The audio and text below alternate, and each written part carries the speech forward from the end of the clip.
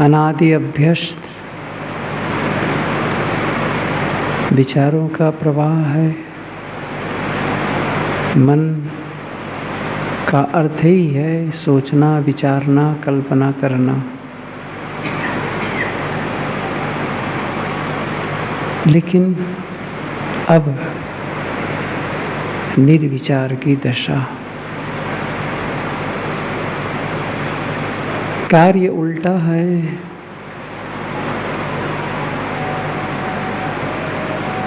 उल्टा है लेकिन सीधा है। गुरुदेव जी कहते थे उल्टा का उल्टा सीधा होता है। अभी तक उल्टा करते थे, उससे उल्टा करेंगे तो सीधा हो जाएगा।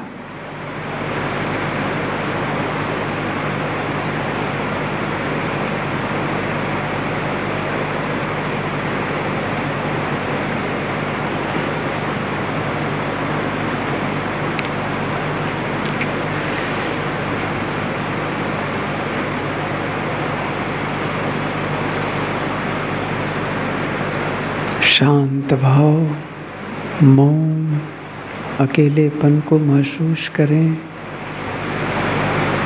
पूर्ण निष्काम भाव, कुछ नहीं चाहिए। सारी यादगिरियों से अलग, सारे विचारों से अलग, मैं शांत आत्मा हूँ, मैं शुद्ध आत्मा हूँ। साधना के संबंध में बातें हो चुकी हैं। हम यहाँ बैठकर जो साधना कर रहे हैं वह क्यों कर रहे हैं और वही क्यों कर रहे हैं।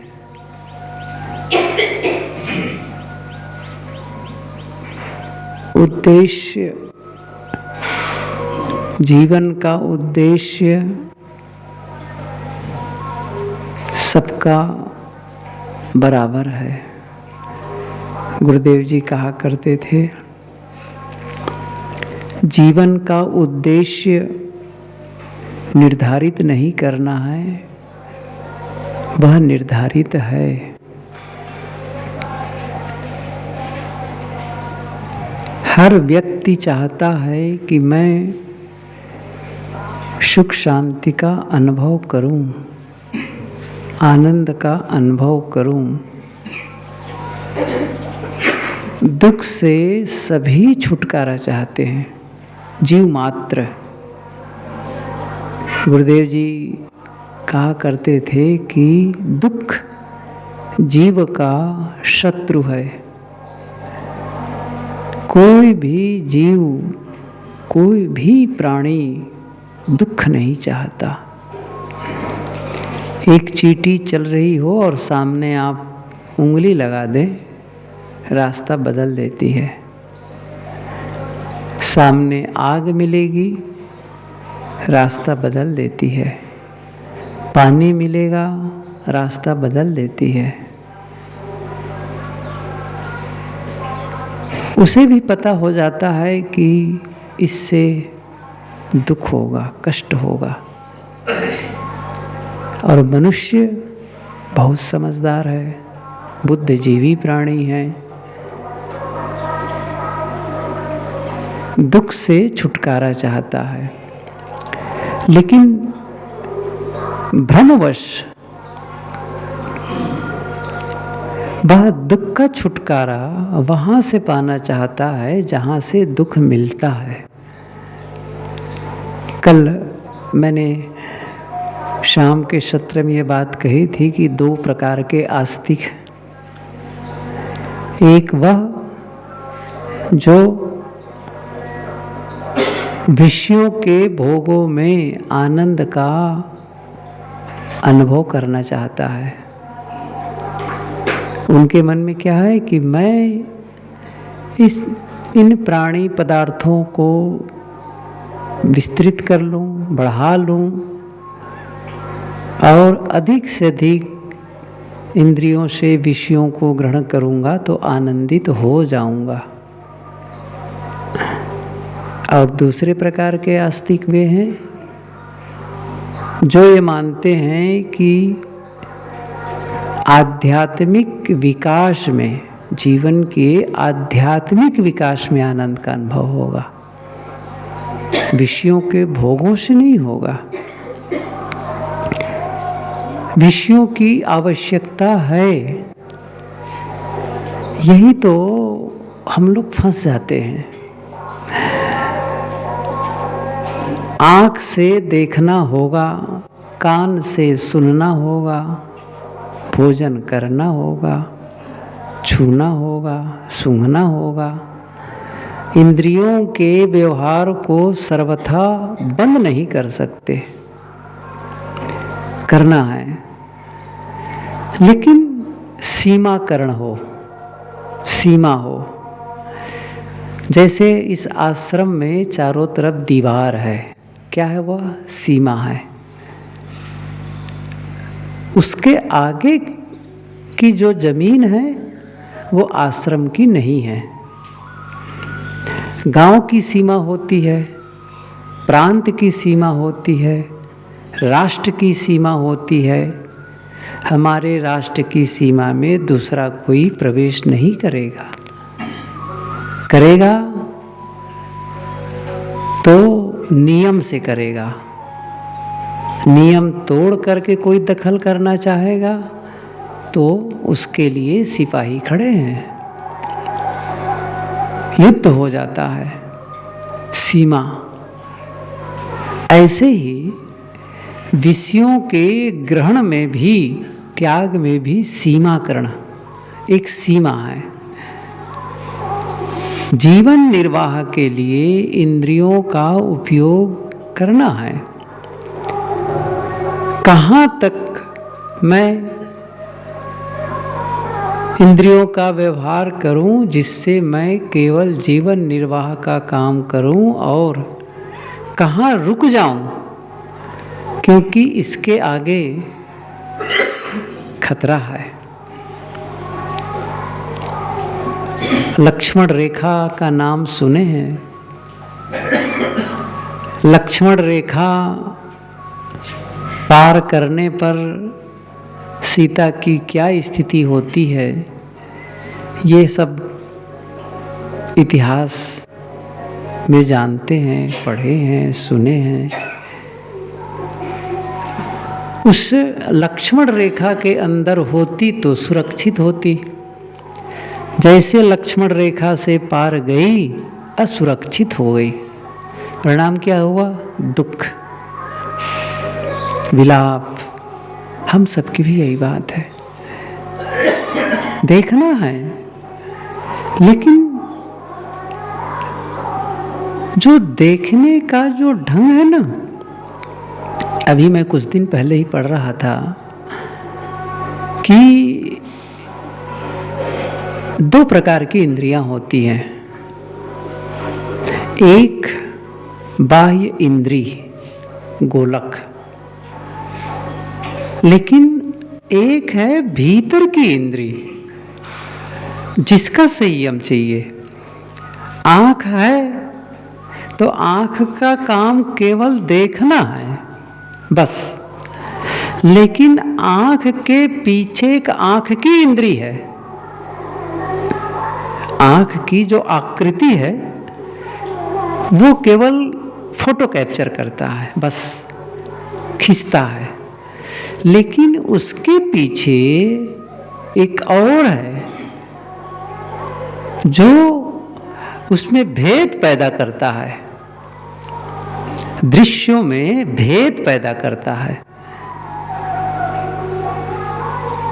वो फिर उस रूप में नहीं, एक सामान्य आँखों से देखना सहज, हाँ वो दृश्य है, हाँ वो व्यक्ति है, लेकिन यदि मन में कोई वासना है, कोई कामना है, तो फिर वो देखना बिल्कुल अलग हो जाएगा। एक इंद्री जो बाहर से हम देख रहे हैं, केवल स्थूल इंद्री से, वो केवल रूप को ग्रहण करता है, लेकिन यह रूप सुरूप है कि कुरूप है, ये बिल्कुल अलग हो गया। फिर ये कुरूप है, ये स्वरूप है, वहाँ देखिए, वो महत्वपूर्ण है। फिर आंखों से देखना गलत नहीं है, लेकिन जो आप उसका विश्लेषण किए और उसको कहे वो सुंदर है, और सुंदर का मतलब क्या हुआ? सुंदर जैसे ही कहे बस वहीं से शुरू हो गई। जैसे आपने कहा सुंदर है, और सुंदर कहने का मतलब होता है वह जिसे पाया जा सकता है, जिसे चाहा जा सकता है। सुंदर कहने का मतलब क्या हुआ? जिसे चाहा जा सकता है। कोई कह सकता है कि नहीं, सुंदर कहने से क्या होगा, उससे सुंदर कहने से क्या होगा, कैसे उसका मतलब हो जाएगा कि चाहा जा सकता है? आखिर में आप असुंदर कह रहे हैं किसी को, इसका मतलब क्या है? जिसे आप नहीं चाहेंगे। असुंदर कहने का मतलब ही यही है, जो आपको प्रिय नहीं है, जिसे आप नहीं चाहते हैं। और सुंदर कहने का मतलब ही यही हो गया, जिसे आप चाह सकते हैं, चाहेंगे। तो ये जो भीतर वासना है, इसको समझना बहुत जरूरी है। अच्छा, कौन समझेगा इसको? जरा देखें इस चीज को। ये कोई दूसरा नहीं समझेगा। कोई आदमी बाहर से देखेगा, हाँ बस ठीक है, आँख तो खुली है, देख रहा है, लेकिन वो देखने का ढंग, किस दृष्टि से देख रहे हैं, बहुत अंतर है। ये बहुत अंतर है, और वही बंधन का कारण होता है और वही मुक्ति का कारण होता है। ये मैंने एक की बात कही। स्पर्श को देखो, एक ही बात देखो स्पर्श के बारे में। जैसे हाथ है, हाथ से मैं टेबल को छूं, टेबल को छूं तो क्या है? टेबल को केवल स्पर्श करना है, छूना भर है बस। पत्थर को छूं, केवल पत्थर को छूना है। लेकिन इन हाथों से उसको छूं जिसको मैं प्रिय मानता हूं। आप सोचिए, अब वो बदल गया। फिर वो टेबल को छूने वाला स्पर्श नहीं होगा। फिर जिसको मैंने प्रिय माना, और कोई विजाति है, नर है, एक समय तक संभालता है उसको, लेकिन एक समय के बाद जब उस चिंतन को, उस प्रक्रिया को नहीं छोड़ते हैं, उसके पश्चात क्या हो जाता है? बस आपके नियंत्रण से बाहर, आपके नियंत्रण से क्रोध ही हो, किसी को लेकर के उद्वेग जगा तो मन में किसी बात की शुरुआत छोटी होती है, शुरुआत छोटी होती है। वहां पर से शुरू हुआ कि उद्वेग का एक अंकुर फूटा। हर चीज की शुरुआत छोटी होती है। कल मैंने बीज को उदाहरण दिया था, वृक्ष को उदाहरण दिया था। वृक्ष की शुरुआत कहाँ है? वृक्ष की शुरुआत है बीज से।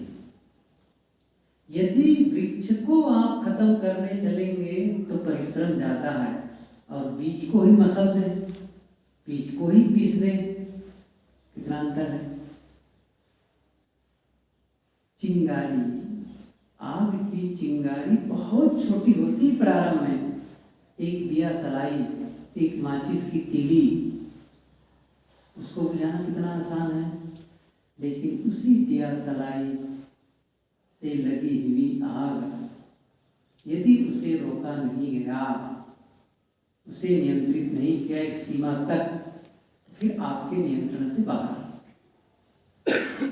नियंत्रण, वैसे ही क्रोध, वैसे ही काम, हर चीज। उसके पश्चात शरीर भी आपका काम नहीं करेगा। फिर आप चाहेंगे तो भी नहीं होगा। इसलिए लोग क्या कहते हैं, क्रोध हो जाता है, हम करते थोड़ी हैं, हम चाहते तो हैं क्रोध मत हो, लेकिन हो जाता है अनचाहे।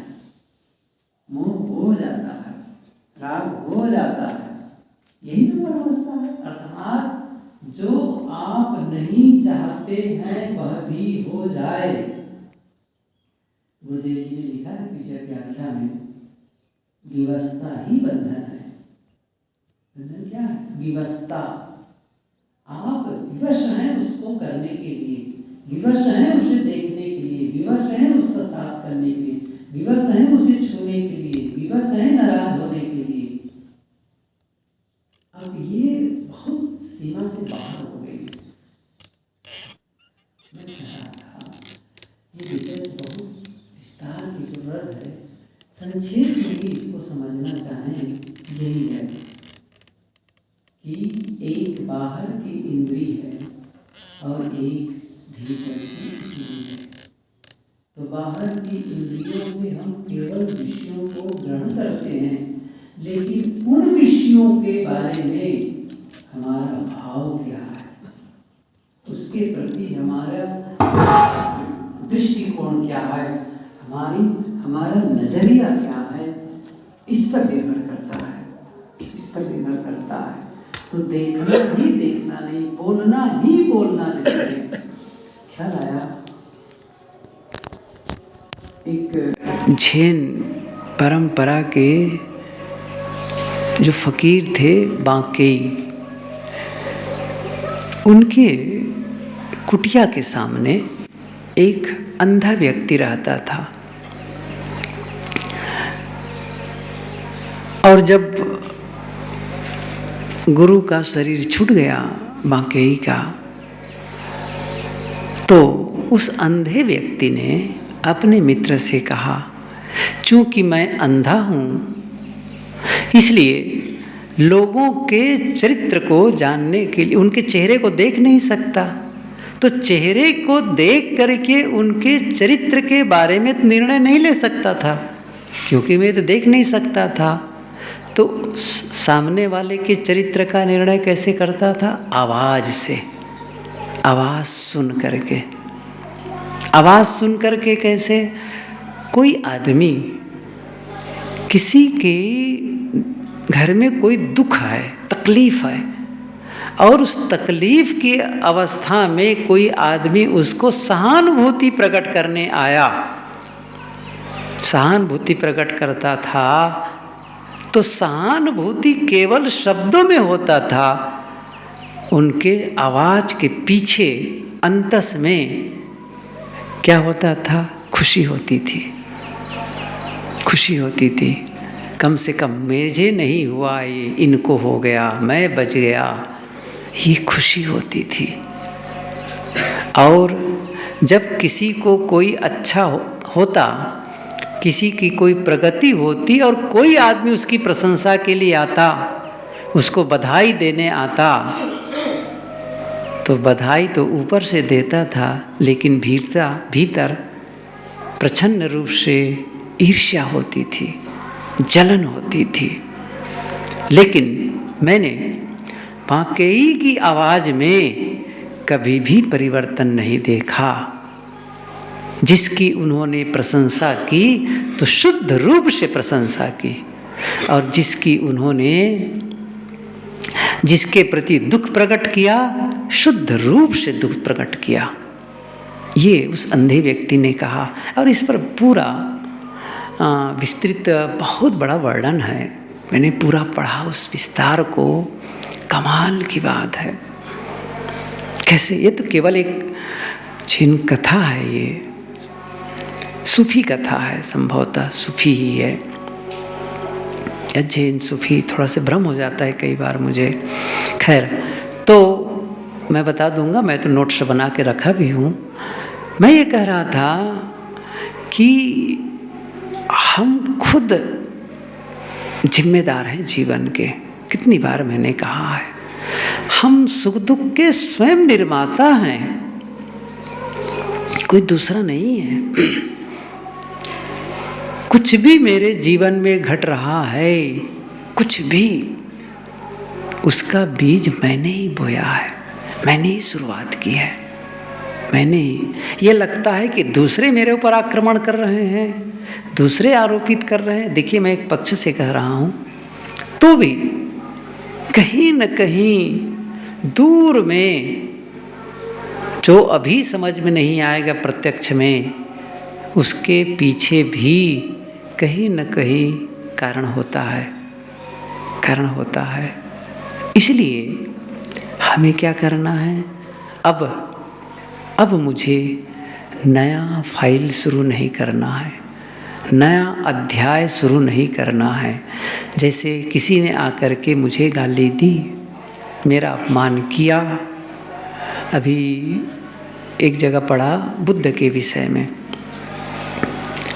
बुद्ध को किसी ने आकर के गाली दे दी और बुद्ध शांत हैं और कहते हैं कुछ कहना है और कुछ कहना है। तो साथ में जो भिक्षु थे उन्होंने कहा आप भी कमाल के हैं, अरे वो अपमान कर रहा है, गाली दे रहा है और आप कह रहे हैं कि और कुछ कहना है। कहा हाँ सही है, क्योंकि कहीं तो है, कभी तो है जो मेरे से कुछ तो इनके प्रति कुछ गड़बड़ हुआ है, गलत हुआ है, उसको वो दे रहा है वापस। अब मैं फिर से उसका जवाब दूं गलत ढंग से, तो फिर क्या होगा, एक नया अध्याय शुरू हो जाएगा, एक नया फाइल शुरू हो जाएगा। मैं सोचता हूँ यहीं पर उस चैप्टर को क्लोज कर दूं, यहीं पर समापन कर दूं। ये होता है, किसी ने कुछ किया, बस इसका मतलब है वो हिसाब चुकता करने आया है।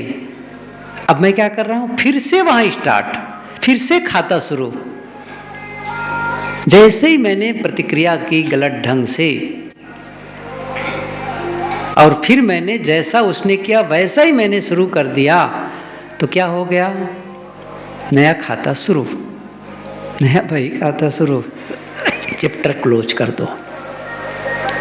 जैसे ही आप शांत होते हैं, जैसे उसे इग्नोर कर देते हैं, उसके प्रति लापरवाह हो जाते हैं, खत्म। बंधन ऐसे ही कटते हैं, जीवन का निर्माण ऐसे ही होता है। क्योंकि आज के पहले हम लोगों ने यही किया है, जैसे को तैसा, जैसा उसने किया उसी रूप में हम पेश आए हैं। तो क्या है वो है प्रतिक्रिया, वो प्रतिक्रिया है। अर्थात उसने क्रिया की और आपने वैसे ही फिर से क्रिया कर दी, इसी को प्रतिक्रिया कहते हैं। क्रिया करते ही कहाँ है, कर्म करते ही कहाँ है हम, लेकिन आपने सोच करके काम किया, वो कर्म है, वो कर्म है। अपनी ओर से किए, वो कर्म है। इसलिए ये ध्यान रखने जैसा है कि मैं अपने जीवन को ठीक करूं। कल थोड़ी मैंने चर्चा की थी कि ध्यान का लगना और ध्यान का न लगना, मन का शांत रहना और मन का शांत न रहना, क्या ये अपने आप होगा? इसके पीछे कोई तो लॉजिक है, कोई तो कारण है। कल गुरुदेव जी के विचार सुन रहे थे, मैं तो ऊपर से ही सुना कि बिना कुछ के कुछ नहीं होता, बिना कारण के कार्य नहीं होता, कुछ होता है उसके पीछे। जो भी कारण, देखो बारिश हो रही है, उसके पीछे कारण तो है। अच्छा धूप निकली है, उसके पीछे कारण तो है। हम लोग यहाँ बैठे हैं, इसके पीछे कारण तो है। पंखा का चलना एक कारण है, पंखा बंद कर दिया गया, कारण है। मन शांत है, मन उद्वेगित है, मन क्रोधित है, कोई तो कारण है, कारण है। इसलिए उसको ठीक करें, और जैसे ही आप कारण पर ध्यान देते हैं और उसे दुरुस्त कर देते हैं, ठीक कर देते हैं, कार्य होता ही नहीं। ये सूत्र ही है, कारणाभावे कार्याभावे। कारण के अभाव कर देने पर कार्य का अभाव हो जाता है। मैं उदाहरण दिया, बीज में अंकुर फूट सकता है, बीज में वृक्ष बन सकता है, लेकिन उस कारण को ही खत्म कर दिए, बीज को ही तोड़ दिए, बीज को मसल दिए, बीज को जला दिए, बीज को भून दिए। अब वृक्ष नहीं बनेगा, क्योंकि अब वृक्ष बनने की संभावना खत्म, कारण खत्म है। तो जिन कारणों से मन अशांत है, जिन कारणों से मैं दुखी हूँ, परेशान हूँ, जाओ पीछे और उसको फिनिश करो, उस पर वर्क करो। पूजा पाठ से नहीं होता है, पूजा पाठ से नहीं होता है, काम करने से होता है। इसलिए इस पर काम करें। और साधना के संबंध में बहुत सारी बातें हो ही गई है, कैसे करना है, क्यों करना है, सब कुछ कहा दिया हूँ। अब जीवन को संवारना है, इसलिए इसी पर चर्चा होगी। इस समय तो समय हो चुका है, थोड़े सा आप और अंतर यात्रा करें, अंदर की शांति को स्पर्श करें, अंदर के अकेलेपन को आप महसूस करें। मैं शांत हूँ,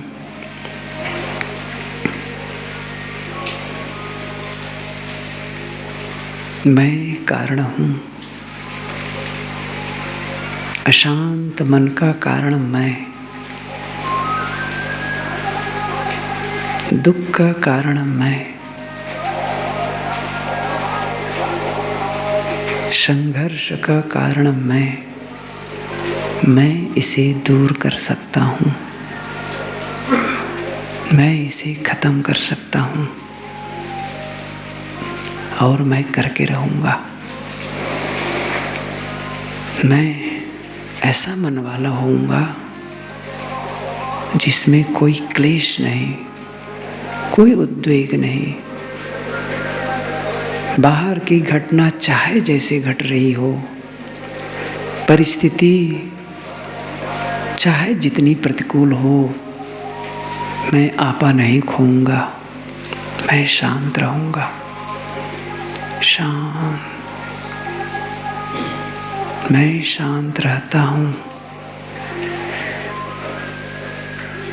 मैं बदलना चाहता हूँ, मैं बदल के रहूँगा।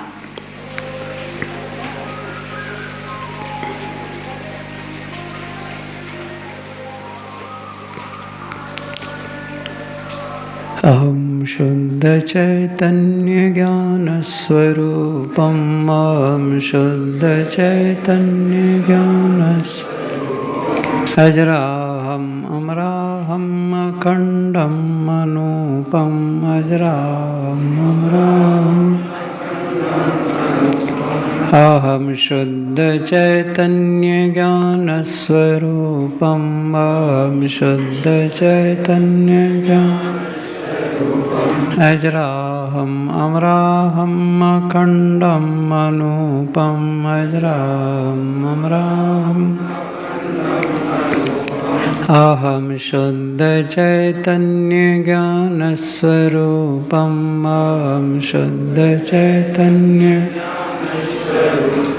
अजराहम् अमराहम् अखण्डम् अनूपम्, अजराहम् अमराहम् अखण्डम्।